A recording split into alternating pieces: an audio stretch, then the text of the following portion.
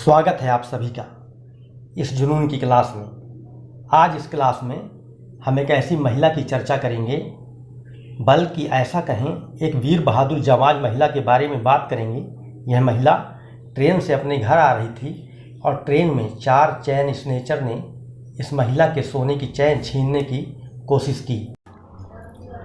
महिला खिलाड़ी थी, इसलिए चारों चोर मिलकर भी इस महिला की सोने की चैन उससे नहीं छीन सके। उन चारों कायरों ने उस महिला को पकड़कर ट्रेन से धक्का दे दिया। बगल से दूसरी ट्रेन आ रही थी और उस ट्रेन में महिला का एक पैर फ्रैक्चर हो गया और एक पैर कट गया। अब आगे की कहानी एकाग्र मन से सुनिए।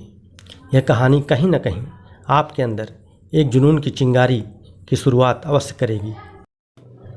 अंधेरी रात थी, सारी दुनिया सोती थी, तारे आकाश में जागते थे और उन तारों के साथ जागता था उसका जुनून। एक पैर कटा हुआ, दूसरे पैर में राड पड़ी है, बिस्तर पर लेटी है और एवरेस्ट पर चढ़ रही है। उसकी सोच इस अवस्था में भी एवरेस्ट पर है और उसकी इसी सोच ने उसे एवरेस्ट पर पहुंचाया। आज तक मैंने जो भी पढ़ा, जो भी सुना, जो भी देखा, और उन सब में सबसे ज़्यादा प्रेरित मुझे इस विकलांग महिला अरुणिमा सिन्हा ने किया। इस जाबाज महिला ने साबित कर दिया, शरीर कभी विकलांग नहीं होता। विकलांग होता है तो केवल हमारा मन। यदि किसी का मन विकलांग है तो उसके शक्तिशाली शरीर का कोई औचित्य नहीं है।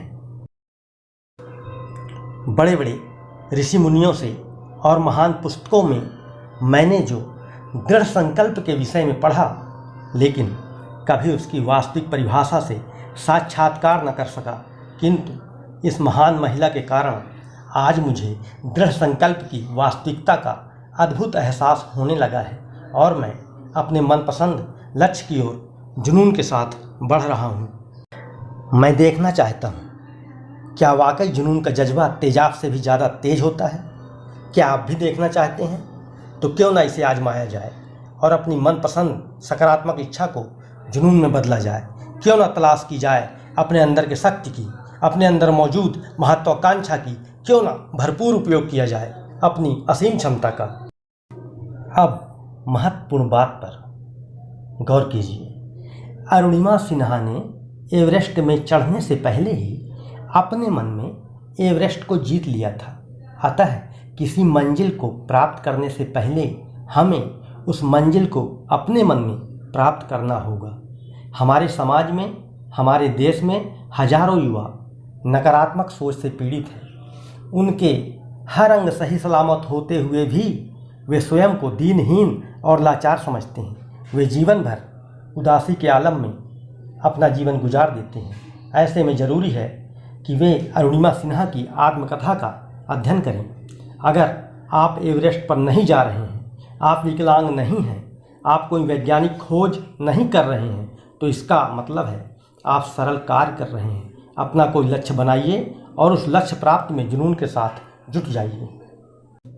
विपत्ति और अभावों के कारण ही अधिकांश लोगों में वह जुनून उत्पन्न होता है जो किसी गरीब को धनवान, किसी को राजनीतिज्ञ, किसी को वैज्ञानिक एवं अन्य उच्च कार्यों लक्ष्यों को प्राप्त करने के लिए विवश कर देता है।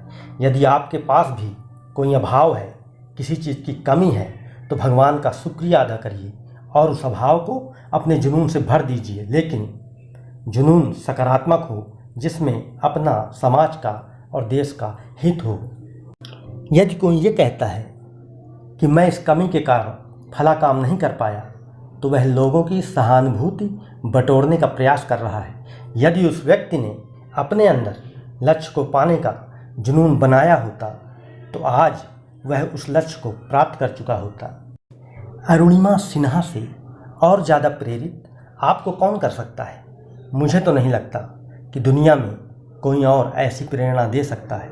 यह बहादुर महिला हमें आवाज़ दे रही है, मेरे बहादुर भाइयों बहनों, उठो, जागो, अपने लक्ष्य की ओर जुनून के साथ बढ़ो। मैं अति विकलांग होते हुए भी एवरेस्ट पर चढ़ सकती हूँ, तो क्या तुम अपने इस पूरे जीवन में थोड़ी भी ऊंचाई नहीं छू सकते? तुम अवश्य छू सकते हो। यदि आप स्कूल और कॉलेज में हैं तो जुनून के साथ पढ़ाई करो। यदि नौकरी में हो तो जुनून के साथ काम करो। यदि आप खिलाड़ी हो तो जुनून के साथ खेलो। यदि आप समाज सेवक हो तो जुनून के साथ मदर टेरेसा की तरह समाज सेवा करो। अपने मनपसंद क्षेत्र में शानदार प्रदर्शन के लिए अपनी सच्ची और अच्छी चाहत को जुनून में बदल डालो। जुनून की अगली क्लास में हम आपसे फिर मिलेंगे जुनून के कुछ नए सिद्धांतों, कुछ नए तथ्यों एवं कुछ नवीन विचारधाराओं के साथ। तब तक अपने लक्ष्य पर जुनून के साथ जुटे रहिए। नमस्कार, जय हिंद, वंदे मातरम।